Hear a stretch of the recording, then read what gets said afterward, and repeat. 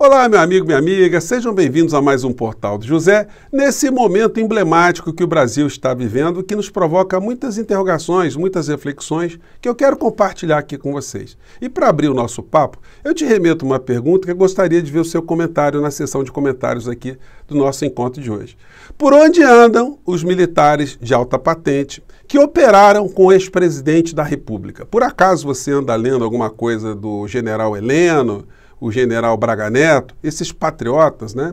O general Paulo Sérgio, que estava ali com lupa tentando achar alguma coisa, né, no processo eleitoral aqui no nosso país, essa gente toda que queria ver transparência, transparência e transparência. Por onde anda o general Pazuello, que agora é deputado federal também? Por onde andam todas essas pessoas que estavam nas redes e até mesmo o general Vilas Boas, que se intrometeu sempre no processo político aqui no nosso país com tweets bombásticos? O que esses patriotas estão achando do seu colega de Forças Armadas, podemos dizer assim, está envolvido num escândalo criminoso de entrada de joias ilegais aqui no nosso país para beneficiar o ex-presidente da República? Será que ficaram todos mudos? E os patriotas que estavam conectados com eles também nas redes sociais? Ficaram todos com amnésia? Ninguém está enxergando absolutamente nada? O ex-presidente da República, que se encontra de posse de algo criminoso que não lhe pertence, ele está sendo orientado a devolver o produto do crime ou ele quer embolsar o produto do crime de alguma maneira? São situações todas que o Brasil vai ter que dar respostas para a sociedade de uma maneira geral. Agora, há desdobramentos concretos que ultrapassam esse crime tão vulgar, esse crime tão abjeto que a gente está vendo revelado nesse momento. São situações que podem estar por trás desse crime. O que pode ter acontecido que a gente ainda não detectou aqui nesse processo todo?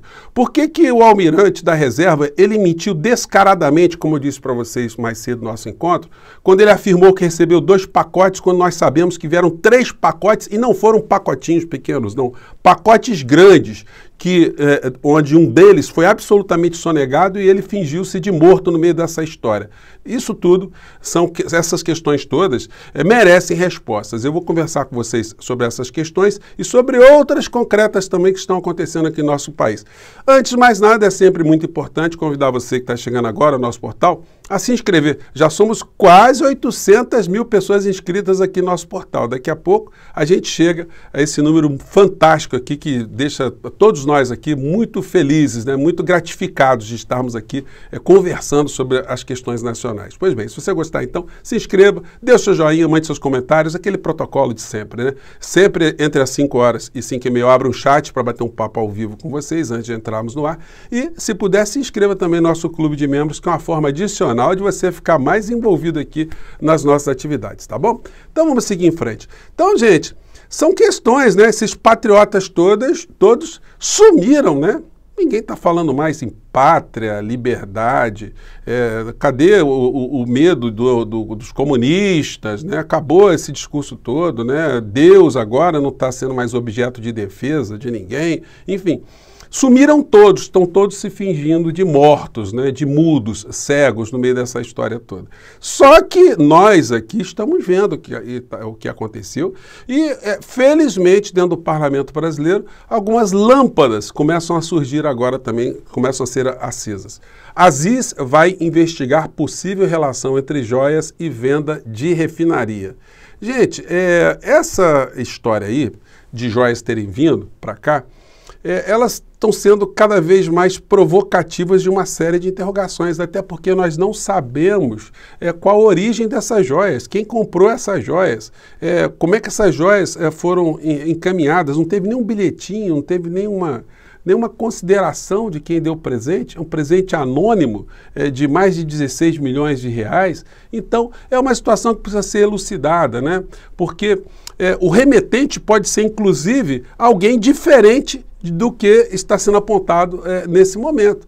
é preciso se esclarecer se outras autoridades aqui do nosso país também têm recebido cavalinhos de ouro, recebido mais brilhantes, mais diamantes, relógios de ouro, enfim. Então, isso precisa ser elucidado, até porque a entrega de uma refinaria aqui do nosso país para os Emirados Árabes se deu durante um período de pandemia aqui no nosso país, sem a transparência que tanto se exigiu no processo eleitoral. Ou seja, os criminosos, porque só tem, isso é uma evidência de crime contra o povo brasileiro, eles agiram justamente quando o povo brasileiro estava fragilizado, estava ali distraído, inclusive com as patifarias permanentes que essa gente toda, que os patriotas fizeram, né? Contra o nosso país. Eu estou sentindo também falta do pastor Malafaia, né? Ele precisava também ajudar a esclarecer como é que esses diamantes estavam vindo aqui para o Brasil, quem foi bonzinho, né?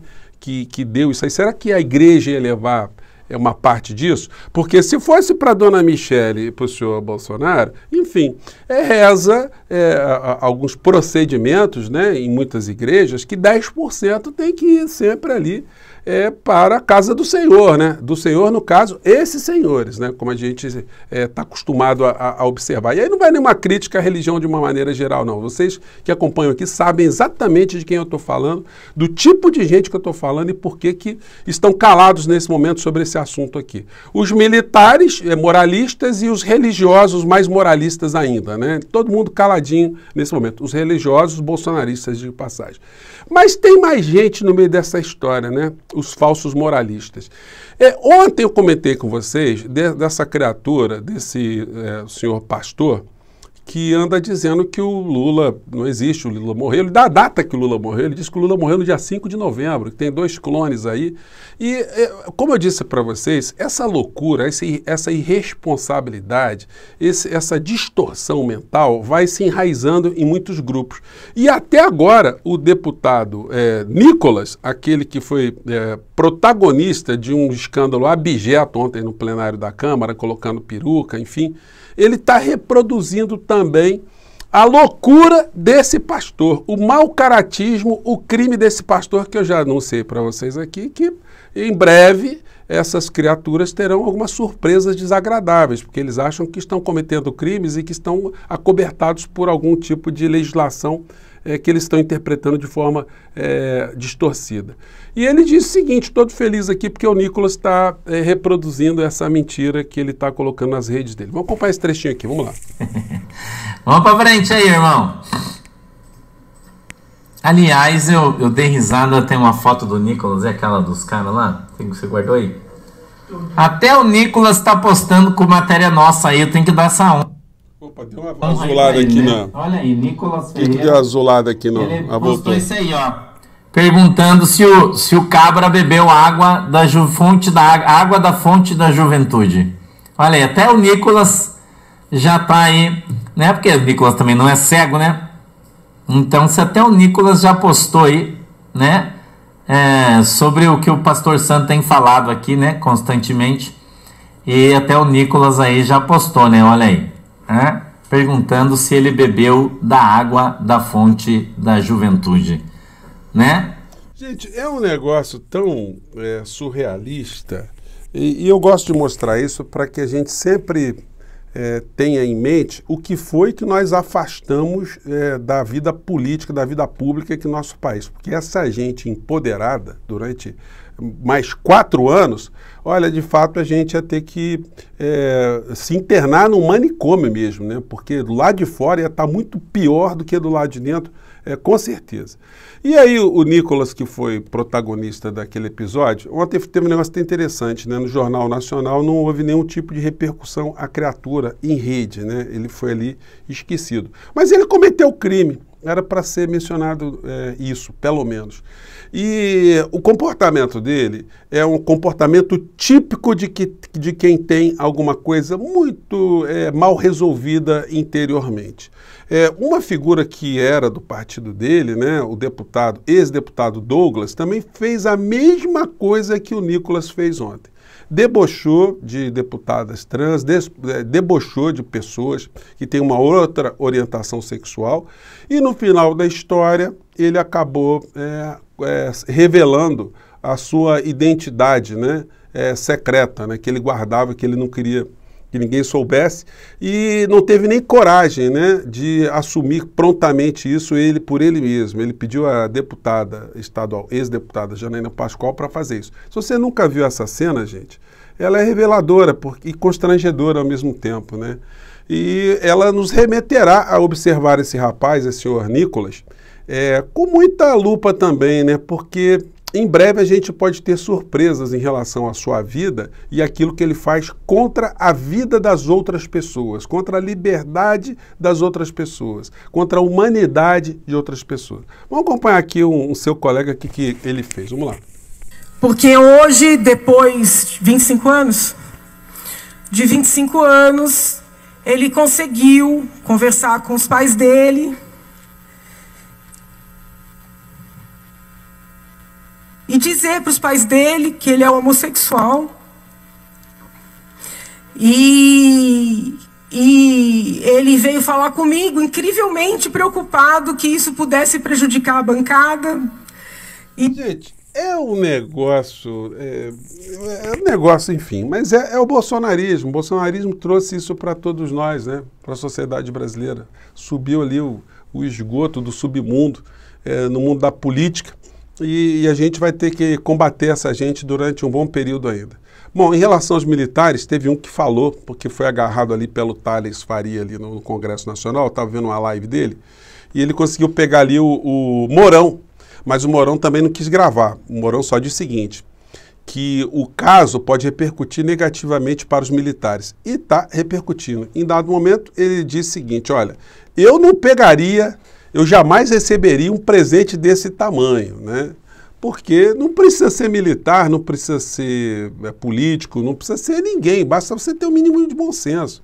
Esse negócio de 3 caixas grandes serem entregues para um alto funcionário da República Brasileira, sem um nome do remetente, sem dizer o que tinha dentro e ele dizer que não sabia nada, e mais do que isso, quando ele chega no aeroporto, ele esconde da fiscalização da Receita Federal que estava entrando uma 3ª caixa, portanto ele cometeu crime.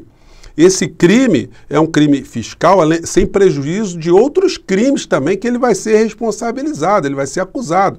O produto do crime que estava nessa 3ª caixa foi parar nas mãos do ex-presidente da República, que está achando que é dele, não é?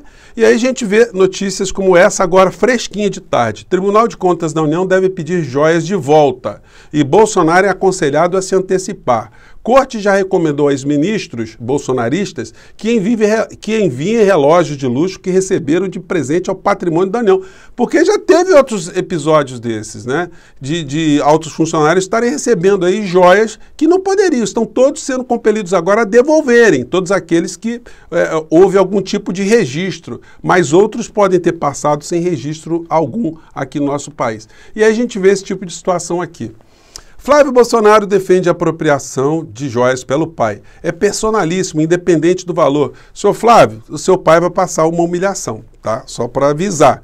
Porque ele está com um produto do crime, um produto de crime. Não dá para um criminoso que assalta alguém, faz algum peculato, pratica um furto, pratica um roubo, dizer que de alguma maneira aquilo faz parte do seu acervo pessoal. Isso não existe. O Código Penal diz que os produtos do crime têm que ser retirados do criminoso, eles têm que ser apreendidos. E é isso que vai acontecer aqui no Brasil. Quer o seu papai queira, quer o senhor também não queira, porque isso está na lei e é o que vai acontecer. A questão é só a cenografia desse episódio todo. Se nós vamos ter cenas muito hilárias ou se nós não vamos ter cenas algumas porque as coisas serão entregues na maciota.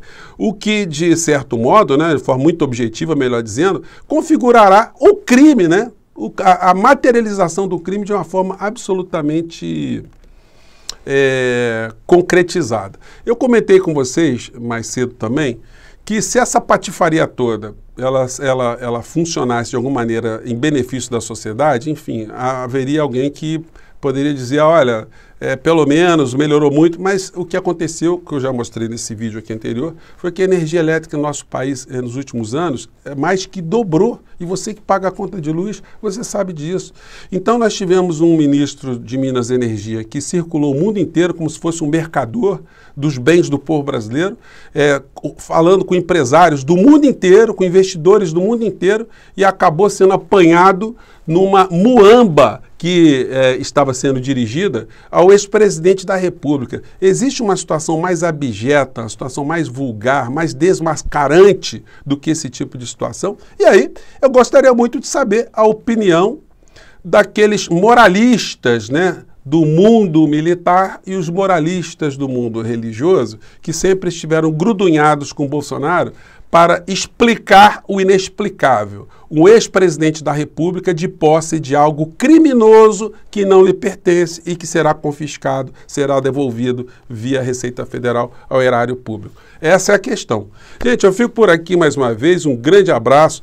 Eu estou doidinho para começar a discutir coisas mais concretas da nossa realidade, mas a gente não pode esquecer essa quadrilha toda que tomou conta do nosso país, não. Enquanto a gente não resolver isso, a gente vai ocupar muito da nossa pauta ainda com esse tipo de questão, tá bom? Vamos seguir em frente. Um abraço, tchau.